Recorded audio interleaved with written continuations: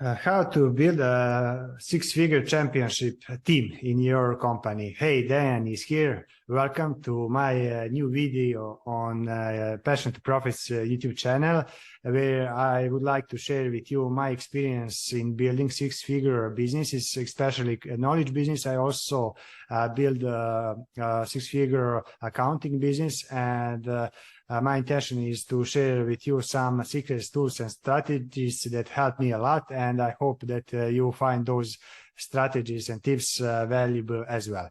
And in today's topic, I want to share one important key that key for building a successful business is that every successful business need to have one more person except you. So you need to start building your team.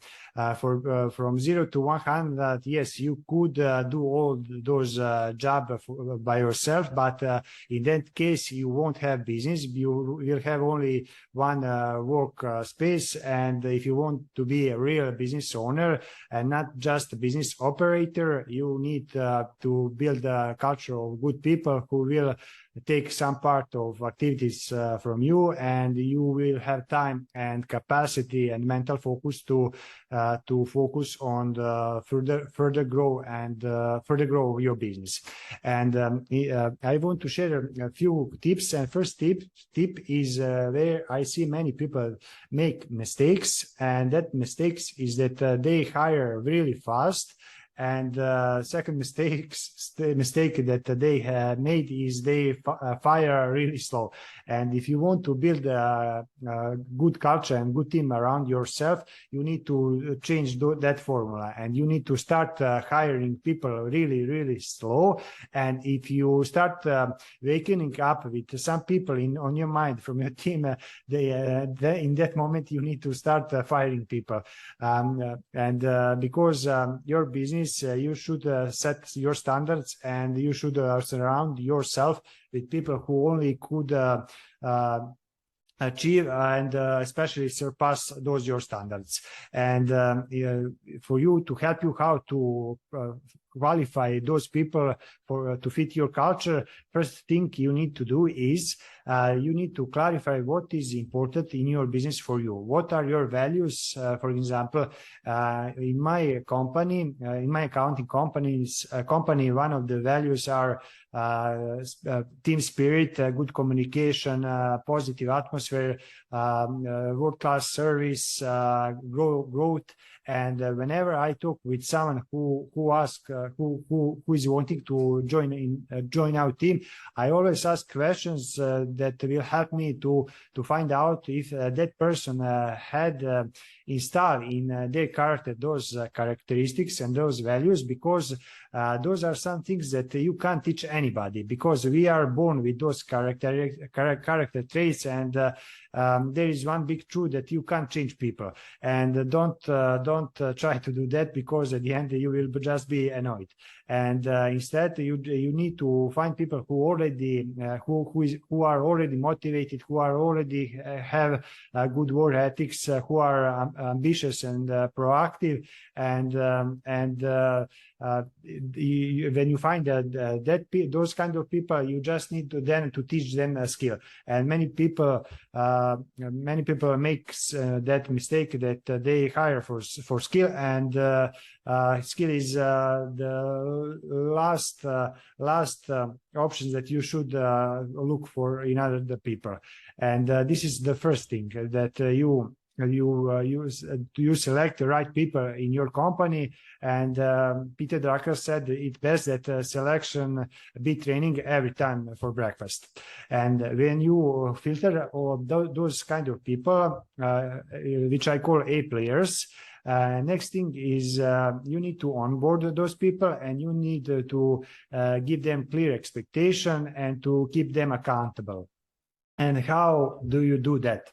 There are three things you have to do. First is about clarity. You need to sit down first by yourself and put on your sheet on a sheet of paper what roles that person need to do for you and if that person done those roles successfully, your company will be successful. And there isn't 10, 20 roles for anybody in company. For any one of us in every company, maybe every one of us need to have 2 or 3 roles to be the part of the team. For example, if you are a leader, for example, now in my accounting agency, I have only 3 roles. One is innovation, second is marketing, and third is building culture, building team. Before 5 years ago, it was different roles, but you always have to have in your mind that clarity, what is the most important activities in your job role. When you clarify that, then you need to share that with that new people in your team. And after that, you need to set some key numbers or KPIs for that person. So that person know if that person is on the good track or not. And also that numbers will help you to keep that people accountable. And for example, for my second business, this knowledge business, where I'm teaching and helping other busy entrepreneurs to build sustainable, profitable businesses, which doesn't depends on them. I have one team member who is doing only communication through my social networks on Instagram chat and Facebook chat. And her KPI is just to schedule 2 meetings each day. So it's basically very simple and really straightforward. And it's easy for me and for her to know when she finished her day, if she done the good job and if she didn't do good job. And this is also easy way for you to filter A players, people who achieve results, because you want in your business to have only those people and not people with only excuses. So numbers will help you a lot in this case. And third thing that you will also need to build a great culture of people in your company is you need to have a regular a line of communication and feedback for your team, because every one of us, when we are starting something new, we will always have some mistakes, we will always have some questions and doubts, and it's really important for you to be there for your team member and to give them right feedback on the right time.